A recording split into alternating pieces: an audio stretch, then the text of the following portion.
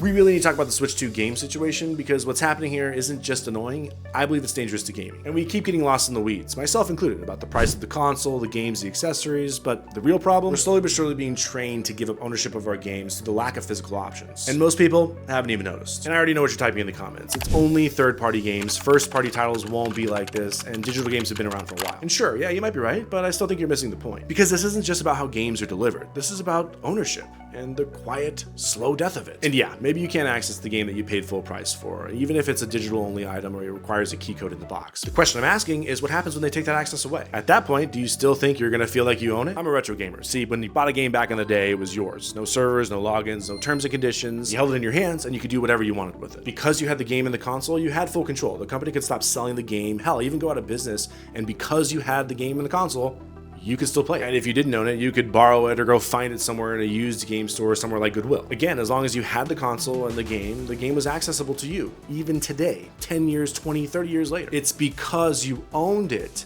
that you had access to it whenever you wanted to.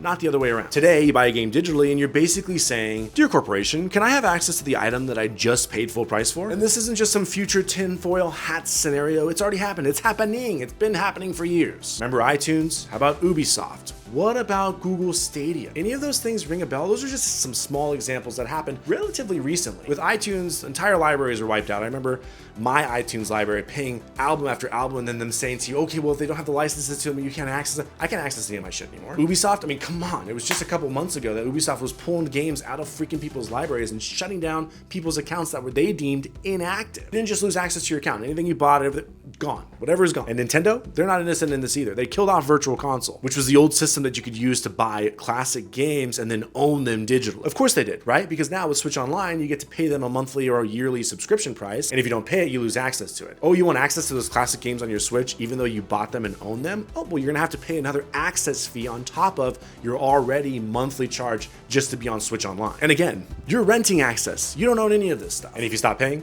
access gone, full price purchase is gone, no refunds, no backups, no nothing. Guys, I'm always searching for the next nostalgia high, but to me, this has nothing to do with nostalgia. It doesn't even have to do with paying more for seemingly more tech and features. It's about control. You see, when companies control access, they control gaming history. They get to decide what goes, what stays, what gets erased forever. You think your favorite little characters, Mario and Zelda, are always gonna be safe? Just ask Sega fans how that worked out. When you buy the new Switch 2 and the games that come along with it, or really any new game or console, think to yourself, do you actually own your games, or are you just renting a memory with an expiration date? Buy physical when you can, support real ownership, because if you don't, gaming history is 1 or 2 servers away from being deleted. What do you think, guys? Did I get it all wrong? Let me know in the comments down below. Like the video, subscribe to the channel. See you in the next one.